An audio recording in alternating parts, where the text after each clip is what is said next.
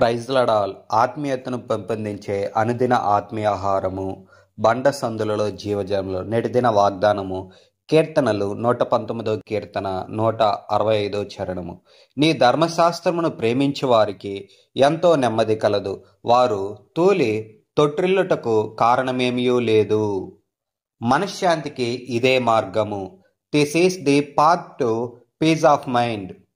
Those who have a right relationship with God, they will experience the peace that God gives. దేవుని వాక్యానికి లోబడి ఆయన ఉపదేశాలను ప్రేమించేవారు ఆయనకు సరైన సంబంధాన్ని కలిగి ఉంటారు. ఆయన వాక్యమే వారి జీవితాలకు పునాది కాబట్టి వారు తొట్టిల్లరు. దేవునితో సరైన సంబంధం ఉన్నవాళ్ళు, ఆయన వాక్కు ప్రకారం నడుచుకునే వాళ్ళు మాత్రమే ఆయన ఉపదేశాలను ప్రేమించగలరు, ఆయన ఆజ్ఞలను అనుసరించగలరు. దేవుడిచ్చే శాంతిని వారు మాత్రమే అనుభవించగలరు. అలాంటి ప్రజల బ్రతుకులకు దేవుని వాక్కు అనే గొప్ప పునాదే ఆధారము కాబట్టి వారు కూలిపోరు, పడిపోరు, తొట్టిల్లరు. పిలుపులకు రాసిన పత్రిక 4:7 మనం చూస్తే, అప్పుడు సమస్త జ్ఞానమునకు మించిన దేవుని సమాధానము యేసుక్రీస్తు వలన మీ హృదయములకును మీ తలంపులకును కావలియుండును. దేవుని శాంతి అంటే ఆయనిచ్చే శాంతి అండి. అది ఆయనకున్న శాంతి. దేవుడు దేని విషయంలోనూ చింతించడు. దేవుని సంకల్పానికి లొంగిపోయి ఆయనలో నమ్మకం ఉంచడం ద్వారా విశ్వాసులో ఈ శాంతి అనేది కలుగుతుంది. మత్తయి సువార్త 11:28-30 మనం చూస్తే దేవుడు వాగ్దానం చేస్తూ ఉన్నాడు, ప్రయాసపడి భారం మోసుకున్న సమస్త జనులారా నా యొద్దకు రండి, నేను మీకు విశ్రాంతినిస్తాను, నెమ్మదినిస్తాను, శాంతినిస్తానని పిలుస్తా ఉన్నాడు. నా యొద్ద మీరు నేర్చుకోండి, నేను దీన మనసు గలవాను, సాత్వికము గలవాడినని పిలుస్తా ఉన్నాడు ప్రభువారు. కాబట్టి యేసు వాగ్దానం చేసిన విశ్రాంతి వంటిదే ఈ శాంతి. ఇతరులకు ఈ శాంతి కరువయ్యే పరిస్థితుల్లో విశ్వాసులకు మాత్రం ఇది ఉంటుంది. లోకములో ఉన్న వారికి ఈ శాంతి కరువవుతుందండి, కానీ ఆయన యందు విశ్వాసం ఉంచిన వారికి ఈ శాంతి ఎల్లప్పుడూ కూడా నిలిచి ఉంటుంది. తమలో అలాంటి శాంతి ఎలా ఉందో వారు అర్థం చేసుకోలేక ఆశ్చర్యపోతూ ఉంటారు లోకస్తులు. మనం చూస్తే వారి మనసులు, వారి హృదయాల ద్వారాల్లో మనం చూస్తే దేవుని శాంతి కావలి ఉంది. ఈ శాంతి లేని వారిని అమితంగా బాధించే ఆందోళనలను, చింతలను, మనసును వికలం చేసే తలంపులను దరిచేరనివ్వదు. కాబట్టి ఎవరైతే ఈ శాంతిని కలిగి ఉంటారో వారి దరిద్రాపుల్లో కూడా ఈ యొక్క వికలము, ఈ యొక్క ఆందోళన, ఇవి బాధించే విషయాలను వారు దరిచేరవండి. ఎందుకంటే ఇక్కడ దేవుని శాంతి, దేవుని యొక్క సమాధానము వారి యొక్క తలంపులకు కావలి ఉంటుందని ఇక్కడ వాక్య భాగంలో మనం పిలుపులకు 4:7 మనం చూసాము.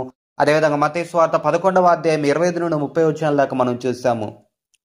ఇంకా కీర్తనలు 119-165 మనం చూస్తే, ధర్మశాస్త్రమును ప్రేమించు వారికి ఎంతో నెమ్మది కలదు, వారు తూలి తొట్రిల్లుటకు కారణమేమియూ లేదు. అవును, ఆ గొప్ప దేవుని వాక్యాన్ని ప్రేమిస్తే అది నీకు గొప్ప దేవుని నుండి గొప్ప సమాధానాన్ని తీసుకువస్తుంది. అంతేకాదు, అది నీకు గొప్ప భద్రతనిస్తుంది.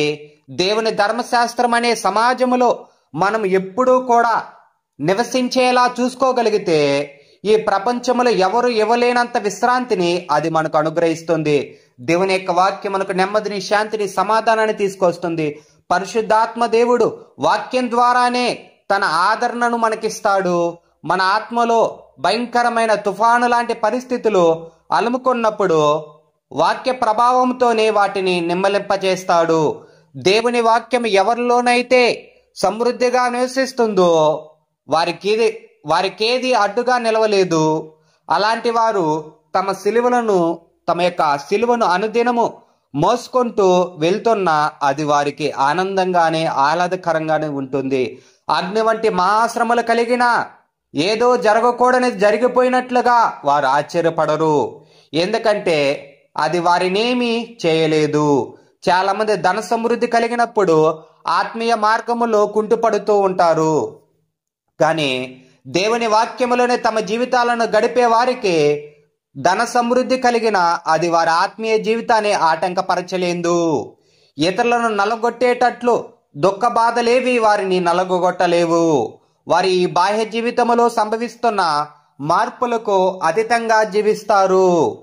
ప్రభు ఏదైనా గొప్ప విశ్వాస సంబంధమైన మర్మాలను వారి ముందు ఉంచినప్పుడు ఈ లోకస్తులైతే ఇది విపరీతంగా ఉంది, దీనిని ఎవరు చేయగలరు, ఎవరు వినగలరు అని అరుస్తారు. వాక్యముతో తమ జీవితాలు నిర్మించుకున్న విశ్వాసులకైతే మరో ప్రశ్న వేయకుండా దాన్ని అంగీకరిస్తారు. ఆనాడు మనం చూస్తే ప్రభు వారు ఒక మాట అన్నాడు, ధనవంతుడు పరలోక రాజ్యంలో దూరుట కంటే, పరలోక రాజ్యంలో ప్రవేశించుట కంటే సోదెబజ్యములో ఒంటె దూరుట సులభం అని చెప్పాడు. ఎవరు మాత్రమయ్యా నీ రాజ్యంలోకి రాగలరని శిష్యులు అడిగినప్పుడు ప్రభువారు అంటారు, ఇది మనుషులకు అసాధ్యము కానీ దేవునికి సాధ్యం అంటాడు. కాబట్టి ఎవరైతే వాక్యముతో తమ జీవితాలు నిర్మించుకుంటారో వాళ్ళు ఎటువంటి ప్రశ్నలు కూడా ప్రభువును అడగరండి. కాబట్టి ఎందుకంటే దేవుని వాక్యం ఎడల వారికున్న భయభక్తుల ద్వారా వారి జ్ఞాన సంబంధమైన సమస్యలను అధిగమిస్తారు. సార్వభౌమ అధికారము గల వాక్యానికే వారు తలలు వంచుతారండి, అప్పగించుకుంటారు. ప్రభువా, ఈరోజు మాలో అలాంటి ప్రేమ, అలాంటి శాంతి, అలాంటి నెమ్మది అభివృద్ధి పొందేలా అనుగ్రహించు తండ్రి. ప్రార్థన చేసుకుందాము. ప్రార్థన. దేవా, నీతో సంబంధము కలిగి నీ వాక్కు ప్రకారము జీవిస్తూ నీ ఉపదేశములను ప్రేమించే ధన్యత నిమ్ము తండ్రి. నీకే స్తోత్రము. నీ శాంతిని పొందుకొని అందరితో శాంతి కలిగి జీవించే కృపనిచ్చారు తండ్రి. నీకే స్తోత్రము. నీ వాక్యము ద్వారా లోక సమస్యలని జయించే శక్తినిచ్చి నీ సిలువను మోసుకొనుచు జీవించు వారినిగా చేసినారు తండ్రి. నీకే స్తోత్రము. నీ వాక్యము ప్రేమించువారు ధన సమృద్ధి కలిగి ఆత్మీయతలో పడిపోక నిలిచి సమస్యలకు ఎదురీదే ధన్యతనిచ్చారు తండ్రి. నీకే స్తోత్రము. నీ వాక్యము ప్రేమించువారు భయభక్తులు, శాంతి, జ్ఞానము కలిగి జీవించినట్లుగా మాలో కూడా అటువంటి నెమ్మది, శాంతి, అభివృద్ధి కలిగి జీవిస్తూ నిన్ను మహిమపరిచే ధన్యత నిమ్ము తండ్రి.